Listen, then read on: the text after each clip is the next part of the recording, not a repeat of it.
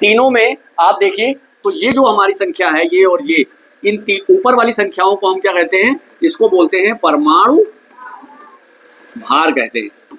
अच्छा बताओ, दो बातों को पहले समझते हैं। एक तो हमारा परमाणु क्रमांक,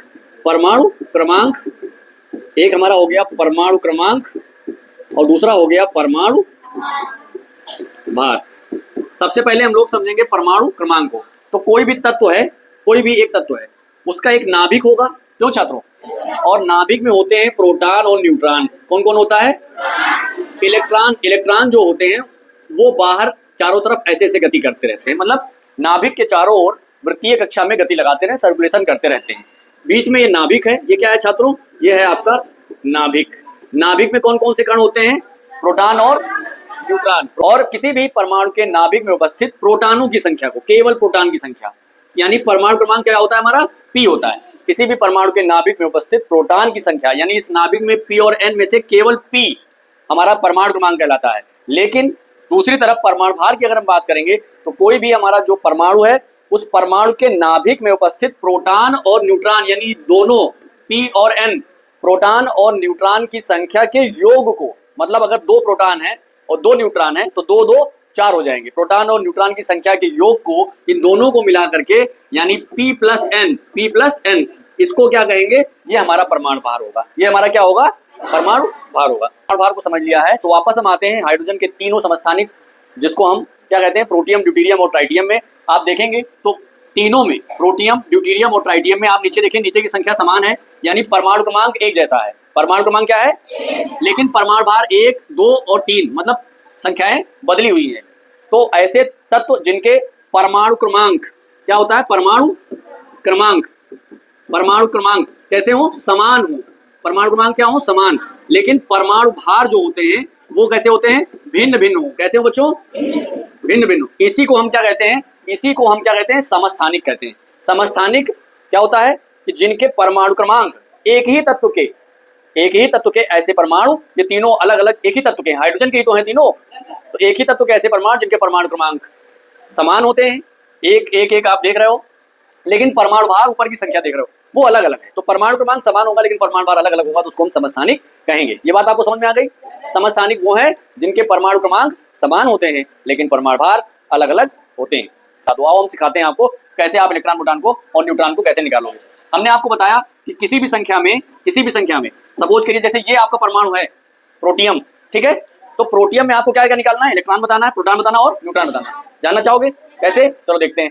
हमने बताया नीचे की संख्या ये वाली क्या है? परमाणु क्रमांक है। और परमाणु क्रमांक किसे कहते हैं? प्रोटॉन की संख्या को। परमाणु क्रमांक होता क्या है? प्रोटॉन की संख्या। तो यानी प्रोटॉन की संख्या आप क्या हो गई? इसकी एक हो गई। और किसी भी तत्व में जितने प्रोटॉन होते हैं उतने ही इलेक्ट्रॉन होते हैं, जितने प्रोटॉन होते हैं उतने ही इलेक्ट्रॉन होते हैं। किसी भी तत्व की अगर हम बात करें तो उसमें जो परमाणु होंगे, जो प्रोटॉन होंगे और इलेक्ट्रॉन, उनकी संख्या हमेशा बराबर होगी। तो यहाँ पर आपको प्रोटॉन की संख्या मिल गया 1, तो इलेक्ट्रॉन संख्या भी कितनी हो जाएगी? अब तीसरा बचा न्यूट्रॉन। तो न्यूट्रॉन निकालने के लिए आपको क्या करना है? ऊपर परमाणु भार में से परमाणु क्रमांक को माइनस कर देना, यानी इस वाली संख्या में से नीचे वाली संख्या यानी परमाणु क्रमांक को माइनस कर देना है। तो P प्लस N में से P घट जाएगा तो बचेगा केवल N, है ना? ऊपर क्या संख्या, ये परमाणु भार क्या होता है? इसको बोलते हैं P प्लस N, यानी प्रोटॉन और न्यूट्रॉन की संख्या का योग। नीचे क्या है? केवल P है।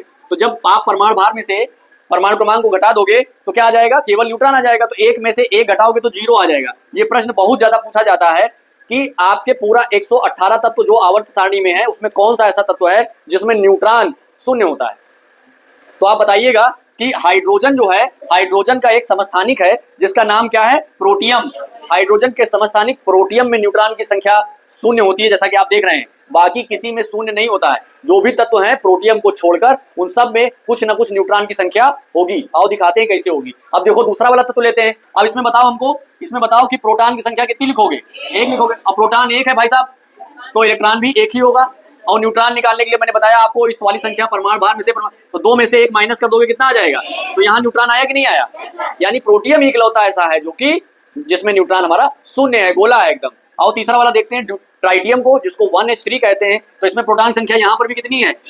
और जब प्रोटॉन 1 है तो इलेक्ट्रॉन भी भाई साहब कितना होगा? 1 होगा। 3 में से 1 घटा दो, परमाणु भार में से परमाणु क्रमांक घटा दो तो आ गया, यानी यहाँ 2He4, इसको हीलियम कहते हैं। अब ये प्रश्न आ गया, अब आपसे वो कह रहे हैं कि भाई साहब इलेक्ट्रॉन बता दो, प्रोटॉन बता दो और न्यूट्रॉन बता दो। इलेक्ट्रॉन पे कैसा चार्ज होता है? नेगेटिव चार्ज होता है। प्रोटॉन पे बच्चों कैसा चार्ज होता है? धन आवेश होता है ना, पॉजिटिव चार्ज। और न्यूट्रॉन पे कोई चार्ज नहीं होता है, विद्युत उदासीन होता है, न्यूट्रलाइज होता है, इस पे कोई चार्ज नहीं होता, हमको सबको पता है। तो वापस सवाल पे आते हैं, लिखा हुआ है 2He4, इसको बोलते हैं हीलियम, ठीक है। अब इसमें प्रोटॉन की संख्या हमें कौन बताएगा, इसमें प्रोटॉन की संख्या कौन बताएगा हमें, कितना है, 2 है। इसमें प्रोटॉन की संख्या, ये नीचे वाली संख्या हमारी प्रोटॉन ही तो होती है, तो प्रोटॉन की संख्या हो गई बच्चों 2, अब प्रोटॉन हो गई 2, तो इलेक्ट्रॉन कितनी हो जाएगी, लो वो भी 2 लिख दिया हमने, 2 लिख दिया भाई, बहुत बढ़िया सवाल, 2 लिख दिया। अब न्यूट्रॉन की बारी आई तो उसके लिए क्या तरीका बताया हमने कि परमाणु भार में से परमाणु क्रमांक को बड़ी वाली में से छोटी वाली को घटा दो, ऊपर वाले में से नीचे वाले को घटा दो, जैसा समझ में आया। तो 4 में से 2 घटाओ कितना आ जाएगा, तो आपका इलेक्ट्रॉन, प्रोटॉन और न्यूट्रॉन आ गया कि नहीं आ गया, आप मास्टर हो गए नहीं हो गए, एक और प्रैक्टिस हो जाए, एक और N714, N714, इसमें भी आपको इलेक्ट्रॉन बताना है, प्रोटॉन बताना है, और क्या बताना छात्रों, न्यूट्रॉन बताना। अब हमें जरा जल्दी जल्दी से जवाब दो कि इसमें प्रोटॉन संख्या सबसे पहले बता दो, बहुत सुंदर, इसका मतलब सबको आ रहा है। और इलेक्ट्रॉन संख्या कितनी हो जाएगी, और 14 में से 7 घटा दोगे, वाह भाई साहब देखिए यहाँ पर 7 7 7 कितना बढ़िया कॉम्बिनेशन मिल गया, 7 7 7 हो गया सब, ठीक है। ऐसे एक और प्रैक्टिस करा दे अगर तुम लोग कहो तो, एक और करा दे चलते चलते, O816, तो इसमें इलेक्ट्रॉन बताना है आपको, प्रोटॉन बताना है आपको, और न्यूट्रॉन बताना है आपको, तो इलेक्ट्रॉन कितना हो जाएगा, अब यहीं से लोग बोलना शुरू कर दिए, नहीं पहले हम लोग यहाँ शुरू करते थे 8 8 और 8, लोग यहाँ पर भी 8 8 8 हो गया। तो ये तो हो गया सामान्य प्रश्न, आपको इलेक्ट्रॉन, प्रोटॉन, न्यूट्रॉन निकालने का। इसमें कुछ दूसरी तरीके से भी प्रश्न आ सकते हैं, आइए हम उनको देखते हैं। अभी आपने ये प्रश्न समझा कि सोडियम Na, इसका जो Na है मतलब सोडियम है, उसमें परमाणु क्रमांक कितना है, 11 है, परमाणु भार कितना है, 23, इलेक्ट्रॉन, प्रोटॉन, न्यूट्रॉन सामने लिखा हुआ है, इलेक्ट्रॉन कितना 11, प्रोटॉन भी 11, और इसमें से इसको माइनस कर दिया तो एकदम खुश हो गए आप, खुश हो गए नहीं हो गए, क्या हो गया आपका इलेक्ट्रॉन, प्रोटॉन, न्यूट्रॉन के आप हो गए मालिक। लेकिन अब प्रश्न इस तरह से नहीं आता है, प्रश्न आएगा वही प्रश्न, देखिए यहाँ पर लिखा है 11 Na और 23, मतलब 11 Na 23,